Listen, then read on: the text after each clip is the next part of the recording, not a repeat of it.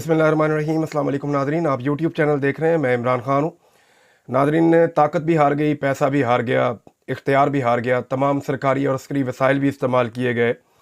Establishment ने भी अपनी पूरी ताकत लगाई और पंजाब हुकूमत ने भी अपना पूरा ज़ोर लगाया, जबकि वफाकी हुकूमत भी इसके अंदर हिस्सेदार बनी। बहुत सारे इख्तियारात इस्तेमाल किए गए, बहुत सारी पुरकशिश किस्म की पेशकश की गई लोगों को, लेकिन इसके बावजूद जो सरकार है वो हार गई है और कैदी नंबर 804 एक मरतबा फिर उसका नाम जीत गया है। यानी इमरान खान साहब कोई कंपेन तो नहीं कर सकते, सामने तो नहीं आ सकते, आकर बात तो नहीं कर सकते, लेकिन इसके बावजूद वो जीत गए हैं। और तहरीक इंसाफ के जो हमायत याफ्ता उम्मीदवार हैं लाहौर हाई कोर्ट बार से, उन्होंने क्लीन स्वीप किया है। और ये सालाना इंतखाबात हुए साल 2025-26 के। इसमें जो प्रोफेशनल ग्रुप के उम्मीदवार थे, इन्हें पाकिस्तान तहरीक इंसाफ ने सपोर्ट दी थी। मलिक आसिफ नसवाना कामयाब हो गए सदर की सीट पे। नायब सदर की सीट पर अब्दुर्रहमान रांझा कामयाब हो गए और सेक्रेटरी की नशिस्त पर फ़ारूक अलियास चीमा कामयाब हो गए हैं। सेक्रेटरी फाइनेंस की सीट के ऊपर भी हाम बिन शुएब कम्बोह ये भी बिला मुकाबला कामयाब करार पाए हैं। तो इस तरह इमरान खान साहब का सिर्फ नाम और उनकी सपोर्ट की वजह से ये वकला का पूरा पैनल जीत गया, क्लीन स्वीप हो गया। और एक चीज़ मैं आपको बताऊं, जो हाई कोर्ट से मनाज़र नज़र आ रहे थे, जो वीडियोस वहाँ से आई हैं, ऐसा लग रहा था कि हाई कोर्ट में दफ़ा 804 जो है वो नाफिज हो गई है। वकला पूरी ताकत से इमरान खान के साथ खड़े हैं। प्रॉब्लम सिर्फ ये है कि हामिद खान साहब ने वकला को मायूस किया है। मैं माजरत के साथ ये बात कर रहा हूँ, बड़े सीनियर वकील हैं, उनका एक बड़ा लंबा करियर है, लेकिन इसके बावजूद उनका जो अंदाज़ है वो एस्टेब्लिशमेंट से इस वक्त निमटने वाला उनका अंदाज़ नहीं है। वो बड़े धीमे अंदाज में चलते हैं, वो बहुत बड़ी बड़ी वार्निंग्स देते हैं लेकिन बाद में कुछ नहीं करते। मिसाल के तौर पे वो कहते हैं कि ये हो गया तो हम ये कर देंगे, वो हो जाता है और वो कुछ नहीं करते। और ये एक मरतबा नहीं, ये कई मरतबा हुआ है। तो जो नौजवान वकला हैं वो मायूस हैं, हामिद खान साहब कोई एक्टिविटी कर नहीं रहे, वो एंटी एस्टेब्लिशमेंट एक लेवल से आगे जाते नहीं हैं। जो दूसरा वकला का ग्रुप है, ये माजी में एंटी एस्टेब्लिशमेंट ग्रुप हुआ करता था आसमा जहांगीर का। आज अगर आसमा जहांगीर जिंदा होती मरहुमा, तो वो पूरी ताकत से इमरान खान के साथ खड़ी होती, लेकिन उनके ग्रुप को हाईजैक कर लिया गया मुस्लिम लीग नून की जानिब से। अब एहसन भून साहब हैं और वो ग्रुप है, और वो ग्रुप पूरी तरह से कंप्रोमाइज़ हो गया है, एस्टेब्लिशमेंट के हाथों में खेल रहा है। तो दोनों ग्रुप कमोबेश इस वक्त एस्टेब्लिशमेंट के लिए एक्सेप्टेबल है। यहाँ एक और ग्रुप की जगह बनती है।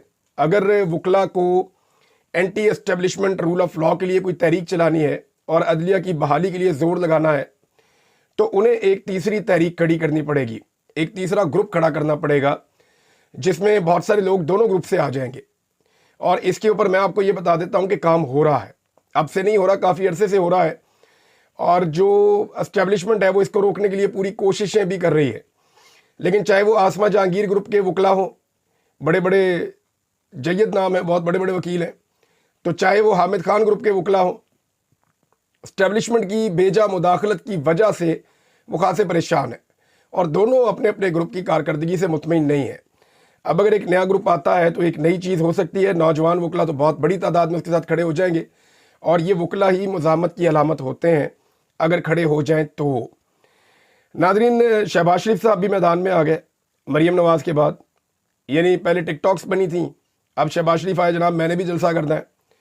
तो जलसे के लिए जनाब शहबाज शरीफ साहब को जनूबी पंजाब में पहुंचाया गया, और जनूबी पंजाब में जो जलसा किया उसकी सूरत हाल के बारे में मैं आपको ये बता देता हूँ कि अगर आप इसकी वीडियो देख पाए, अव्वल तो इन्होंने तस्वीरें वगैरह जारी की हैं और वीडियो भी इस तरह की जारी की हैं कि पता ना चले। तो ये डेरा गाजी खान में एक जलसा नहीं जलसी थी। अगर आप इसका पंडाल देखें, गौर करें, तो स्टेज का जो साइज़ है वो 60 फुट है, 60 फुट का स्टेज है, और जितना स्टेज है उतना ही पंडाल है। यानी स्टेज से थोड़ा सा इधर होगा 10 फुट और इधर होगा, यानी मैक्सिमम ये 80-90 फुट का है।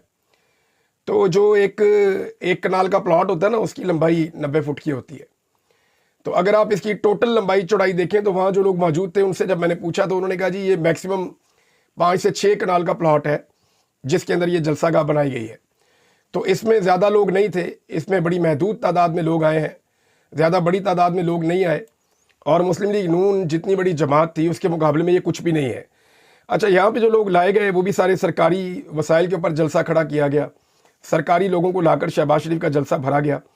اب شہباز شریف کی شوبدہ بازیاں یا جو انہوں نے باتیں کی ہیں وہ تو میں آپ کو بعد میں بتاؤں گا، لیکن جو لوگ جلسہ گاہ میں موجود تھے ان سے جب پوچھا گیا تو وہ اکثر انہیں یہ کہہ رہے ہیں کہ جناب ہم تو آئے ہیں، ہمیں لایا گیا ہے، لیکن ووٹ ہم عمران خان کو ہی دیں گے۔ جس بندے سے بھی آف دی ریکارڈ پوچھا گیا اس نے کہا جی ووٹ تو ہم عمران خان کو ہی دیں گے، شہباز شریف کے جلسے میں تو ہمیں لایا گیا ہے۔ یہ بیچارے کچھ سرکاری ملازمین ہیں، کچھ بیچارے کمزور لوگ ہیں، کسی کا تھانے کا چکر ہے، کسی کا کچہری کا چکر ہے، تو کبھی پولیس کو مجبور کیا گیا، پٹوار خانے کو مجبور کیا گیا کہ بندے آپ نے لے کر آنے ہیں، محکمہ تعلیم کو مجبور کیا گیا کہ بندے آپ نے لے کر آنے ہیں۔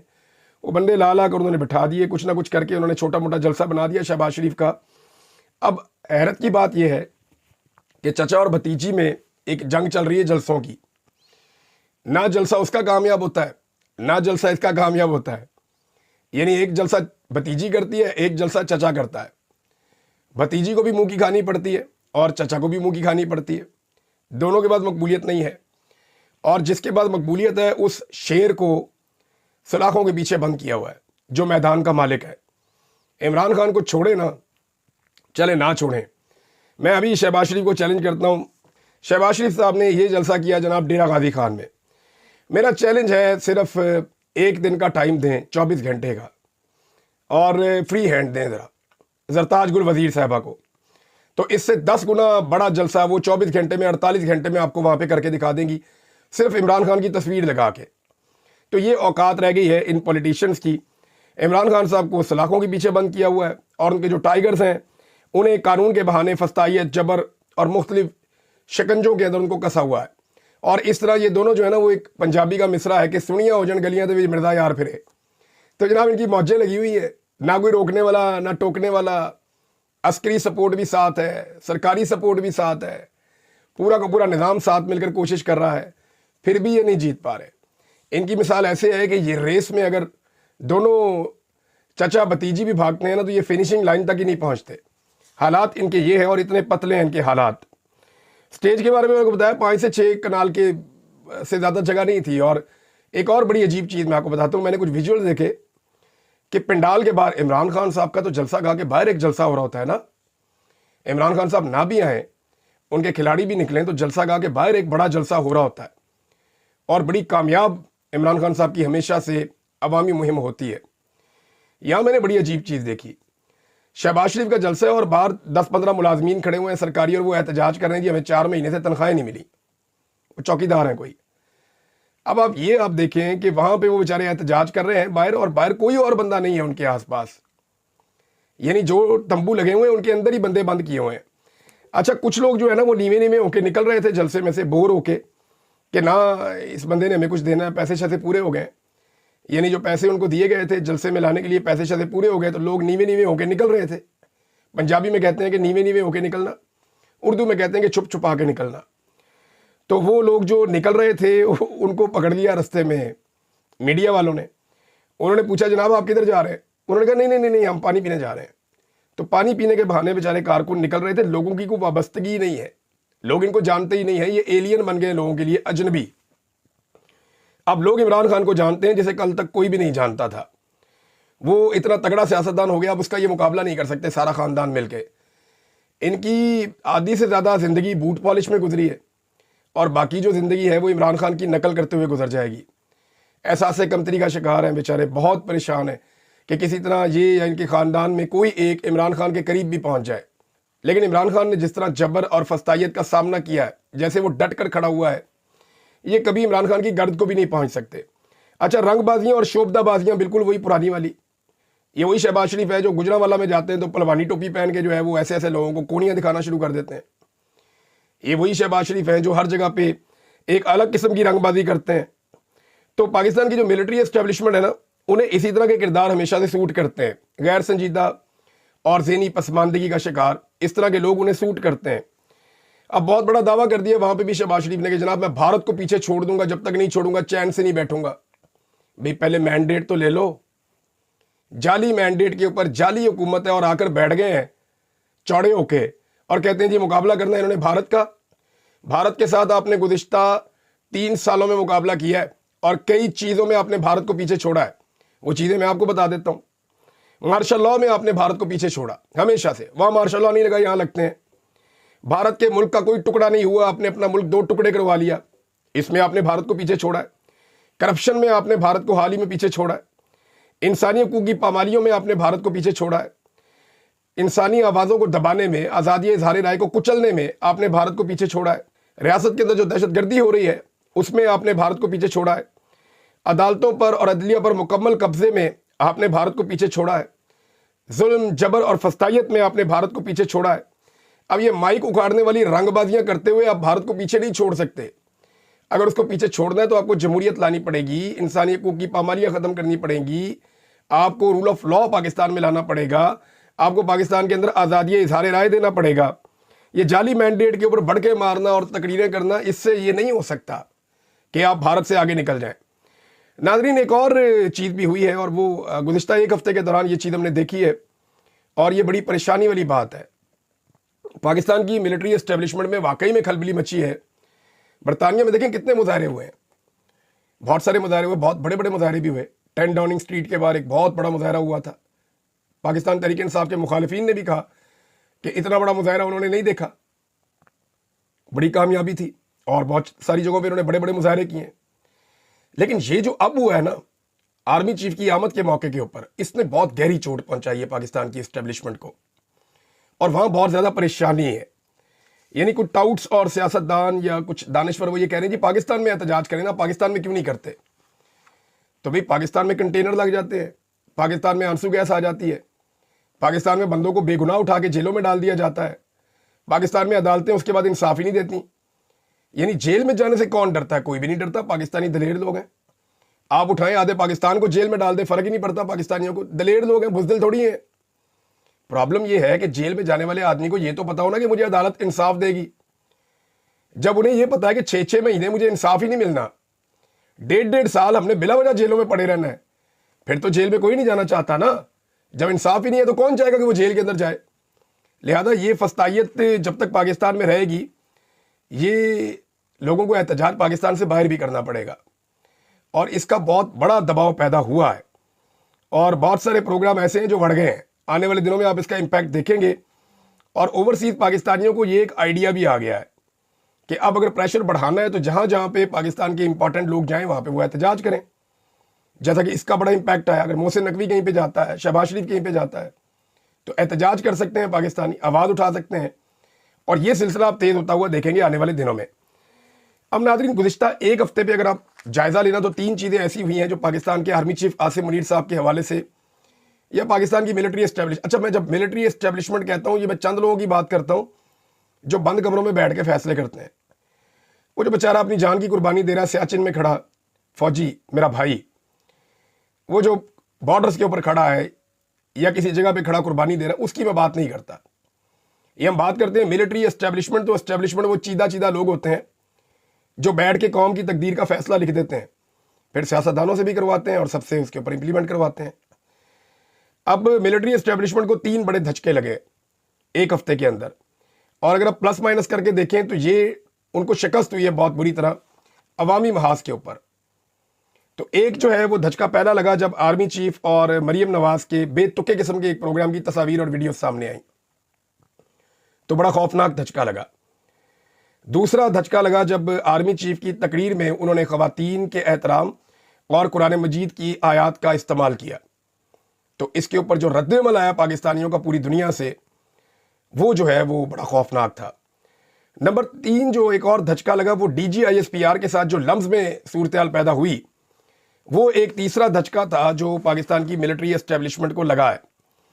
لمز کی ایک پروفیسر ہیں ندا کرمانی صاحبہ، ان کا بھی ایک سٹیٹمنٹ ہے، میں آپ کو پڑھ کے سناتا ہوں. بڑا انٹرسٹنگ ان کا سٹیٹمنٹ ہے اور انہوں نے ساری پکچر جو ہے وہ کلیئر کر دی ہے. پروفیسر ندا کرمانی صاحبہ کا کہنا ہے کہ یونیورسٹیاں فوج کے لیے جگہ نہیں ہیں. مجھے خوشی ہے کہ میری یونیورسٹی کے بہت سے لوگ میری رائے سے متفق ہیں، ان میں فیکلٹی بھی ہے اور طلبہ بھی ہیں. یعنی وہ کہہ رہی ہیں ہماری یونیورسٹی کے زیادہ لوگ جو ہیں وہ میری رائے کے ساتھ کھڑے ہیں کہ یونیورسٹی فوج کے لیے جگہ نہیں ہوتی. فوج کا کام کیا ہے جا کے طلبہ کو لیکچر دینا؟ یعنی یہ تو ان کا کام نہیں، یہ تو کام صحافی کریں، وکیل کریں. فوج میں تو جو لوگ بھرتی ہوتے ہیں وہ ان کو ٹریننگ دے سکتے ہیں، یا اگر طلبہ نے کچھ سیکھنا ہے دفاعی میدان میں تو وہ فوج کے پاس جائیں، ان کی جگہوں پہ وہاں جا کے وزٹ کریں، وہاں پہ سیکھ سکتے ہیں. کیا دنیا کے مختلف فوجوں کے جو افسران ہیں وہ جا کے یونیورسٹیوں میں لیکچرز دیتے ہیں یا ایسے سیشنز کرتے ہیں؟ یہ بڑا اہم سوال ہے. اور یہ مجھے پروفیسر ندا کرمانی صاحبہ کی بات سے میرے دماغ میں یہ بات آئی. تو انہوں نے کہا کہ میری رائے سے متفق ہیں زیادہ لوگ میری یونیورسٹی کے. دیگر یونیورسٹیوں میں خاص طور پر سرکاری جو ادارے ہیں یا یونیورسٹیاں ہیں ان میں طلباء اور فیکلٹی کے پاس شرکت نہ کرنے کا اختیار ہی نہیں ہوتا, یعنی انہیں زبردستی لے جا کے بٹھا دیا جاتا ہے. ان تصاویر میں خالی نشستیں صبح 8 بجے پیر کے دن کی کلاسز سے بھی زیادہ تھیں. یہ بہت امپورٹنٹ بات انہوں نے کی ہے. وہ یہ کہہ رہی ہے جب DGISPR آئے تھے تو خالی کرسیاں بھی تھیں بہت ساری, اور اتنی خالی کرسیاں تو پیر والے دن جو صبح 8 بجے والی کلاس ہوتی ہے نا اس میں بھی اتنی کرسیاں خالی نہیں ہوتی. اصل میں جو سب سے لوئسٹ اٹینڈنس ہوتی ہے نا طلباء کی, سب سے کم تعداد میں جو طلباء آتے ہیں وہ پیر والے دن صبح 8 بجے جو پہلی کلاس ہوتی ہے, پہلا جو پیریڈ ہوتا ہے اس میں سب سے کم اٹینڈنس ہوتی ہے. تو اس کی مثال انہوں نے دی ہے, اور میں نے یہ اسٹیٹمنٹ آپ کو پڑھ کے سنایا siyaset.pk سے, تو آپ کو آئیڈیا ہو جائے گا کہ پروفیسرز کیا سوچتے ہیں اور طلباء کیا سوچتے ہیں. اب اللہ تعالیٰ خیر کرے کہ لمس کی پروفیسر جو ہیں وہ ندا کرمانی صاحبہ کے ساتھ کوئی بدلہ نہ لیا جائے, کوئی ایسی کارروائی نہ کی جائے, ورنہ اب تک جس نے بھی پاکستان کی ملٹری اسٹیبلشمنٹ کو آئینہ دکھانے کی کوشش کی اس کے ساتھ پاکستان میں کچھ اچھا نہیں ہوا. ناظرین, عجیب و غریب قسم کی حرکات چل رہی ہیں پنجاب میں. اب مریم نواز کے حوالے سے کوئی مزاحیہ ویڈیو بنانے پر یا کوئی فنی ویڈیو بنانے کے اوپر بھی لگاتار مقدمے درج ہو رہے ہیں. پنجاب میں مزید مقدمات درج کروا لی گئے ہیں. یعنی اب اندازہ کریں کہ جعلی تصویر بنانے پر, یعنی وہ کارٹون والی فوٹو لوگ بنا دیتے ہیں نا, جعلی تصویر بنانے پر اس صوبے میں مقدمے ہو رہے ہیں جہاں جعلی حکومت لا کر بٹھائی گئی ہے. یعنی جعلی حکومت بٹھا دیں یہ گناہ نہیں ہے, وہ ایک بندہ لوگوں کو ہنسانے کے لیے کوئی جعلی تصویر بنا دے تو وہ گناہ ہے. یعنی میں اس سے اتفاق نہیں کرتا کہ کسی کی نجی زندگی میں جائیں, لیکن آپ نے لوگوں کے ساتھ کیا کیا ہے؟ آپ نے لوگوں کے ساتھ ظلم کیا, جبر کیا, ان کا مینڈیٹ چھین لیا, ایک جعلی حکومت لا کر بٹھا دی. اور یہ ایسی جالساز حکومت ہے کہ انہیں کسی قسم کی عقل موت ہی نہیں ہے. اب ایک نیا اشتہار بنا دیا مریم نواز کو لے کر کہ جناب مریم نواز بیٹنگ کرنے آئی ہے, کوچ کہتا ہے جی اس کو لے کر آؤ, یہ میچ جتوائے گی. وہ آگے جناب 6 گیندوں پہ 6 چھکے مارتی ہے, کوئی جاتا ہے گراؤنڈوں سے باہر ادھر, کوئی جاتا ہے گراؤنڈوں کے باہر ادھر, کوئی ترقی ہو رہی ہے, ڈیولپمنٹ ہو رہی ہے, کوئی بسیں بن رہی ہیں, کوئی جناب وہ کسانوں کی طرف جا رہا ہے, کسان خوشحال ہو رہے ہیں. حیرت ہے ویسے مجھے, یہ جتنے 6 انہوں نے شعبے دکھائے ہیں نا, ان 6 شعبوں کے لوگوں سے جا کے انٹرویوز کریں, آپ کے کانوں سے دھوئیں نکل آئیں گے. کسان کی انہوں نے پسلی توڑ کے رکھ دی ہے, محنت کش کو انہوں نے برباد کر دیا ہے, انڈسٹری انہوں نے بند کر دی ہے. عمران خان صاحب کا دور حکومت ختم ہونے کے بعد سے لے کر اب تک لارج سکیل مینوفیکچرنگ جو ہے پاکستان میں, یہ جو بہت بڑی بڑی صنعتیں ہوتی ہیں وہ لگاتار ڈکلائن کا شکار ہے. کرونا وائرس میں صرف عمران خان صاحب کے دور میں یہ تھوڑا نیچے گئی تھی, لیکن 2022 میں عمران خان صاحب اس کو پیک پر چھوڑ کر گئے تھے. 2022 سے لے کر اب تک لگاتار یہ نیچے جا رہی ہے. یہ عمران خان صاحب کے چھوڑے ہوئے پیمانے کو ٹچ بھی نہیں کر سکے, بلکہ 23 میں اور نیچے گئے, 24 میں اور نیچے گئے, 25 میں اور نیچے جا رہے ہیں. یہ انہوں نے پاکستان کی حالت کر دی ہے. لوگ بے روزگار ہو رہے ہیں اور یہ کہنے جناب انہوں نے پتہ نہیں کیا کچھ کر دیا. یہ صرف رنگ باز ہے, یہ سڑکوں پہ رنگ کر سکتے ہیں اور وہ بھی پہلی بارش میں دھل جاتا ہے. یہ ان کے حالات ہیں ناظرین. اور اب عجیب و غریب قسم کے اشتہارات, ان کی میں نے آپ کو کہا نا کہ عمران خان کی نقل کرتے ان کی زندگی گزرے گی. بیچارے احساس کمتری کا شکار ہے. اب عمران خان کرکٹ کھیلتے تھے تو اس میدان کے اندر بھی آ کے اپنے آپ کو ثابت کرنے کی کوشش کر رہے ہیں, اور اتنے نالائق ہیں, اتنے نکمے ہیں کہ ان کو پتہ نہیں ہے کہ ان چیزوں کا کتنا نیگیٹو امپیکٹ جائے گا, اور وہ نیگیٹو امپیکٹ جو ہے وہ اب جا بھی رہا ہے. پاکستان تحریک انصاف نے ناظرین امبیسیوں کے پتے شیئر کر دیے ہیں پاکستانیوں کی آسانی کے لیے, تاکہ اوورسیز پاکستانی عمران خان صاحب کا جو آرمی چیف کے نام لکھا ہوا خط ہے اسے پرنٹ کروائیں اور آرمی ہاؤس راولپنڈی کینٹ مندرجہ ذیل پتے پر ارسال کریں. جو پتہ ہے وہ یہ ہے کہ آرمی ہاؤس نزد GHQ چکلالہ راولپنڈی پنجاب پاکستان. یہی خط مختلف ممالک میں اپنی متعلقہ پاکستانی امبیسیوں کے پتے پر ارسال کریں. پھر آگے انہوں نے فرانس کی امبیسی, کینیڈا کی, جرمنی, آسٹریلیا, اسپین, سعودی عرب, UAE اور اٹلی, پھر اس کے بعد ایک اور امبیسی اٹلی میں دوسرے شہر میں, اور پھر اس کے بعد واشنگٹن DC میں, نیو یارک میں, ٹیکساس میں, کیلیفورنیا میں, شکاگو میں, پھر برطانیہ میں بریڈفورڈ میں, اور لنڈن میں, اسکاٹ لینڈ میں اور مینچسٹر میں. ہر طرف انہوں نے جناب ایڈریس باقاعدہ لکھ کر دے دیے ہیں, یہ آپ اپنی اسکرین پہ دیکھ سکتے ہیں. یہاں پہ اوورسیز پاکستانی خط بھجوا سکتے ہیں آرمی چیف کو, تاکہ کل کو وہ یہ نہ کہیں کہ میں نے تو خط پڑھا ہی نہیں, میں پڑھ لیتا تو شاید کچھ اور ہوتا, لیکن انہوں نے کہا میں نہیں پڑھوں گا, میں وزیر اعظم کو دے دوں گا. تو وزیر اعظم کی تو اتنی اوقات ہی نہیں ہے, وہ تو اردلی کا عمران خان صاحب نے ان کو خطاب دیا ہوا ہے. ناظرین 26 فروری کو ایک بڑی 2 روزہ کانفرنس بھی ہونے جا رہی ہے، اس کے بارے میں آپ کو اپنے اگلے ویلاگ میں بتاؤں گا، اور کچھ ڈیولپمنٹس ہیں میرے پاس جن میں برطانیہ میں اور امریکہ میں کچھ کیسز ہوں گے آنے والے دنوں میں، اور کچھ قانونی نقطہ نظر سے پاکستان کے لیے یا پاکستان کی اسٹیبلشمنٹ کے لیے اور وہ لوگ جنہوں نے ظلم اور فسطائیت کی ہے ان کے لیے مشکلات بڑھیں گی۔ میں ڈیٹا کلیکٹ کر رہا ہوں اور آنے والے دنوں میں بڑے حیران کن انکشافات آپ کے سامنے آئیں گے۔ اب تک کے لیے اتنی اپنا خیال رکھیے گا، اپنے چینل کا بھی۔ اللہ حافظ۔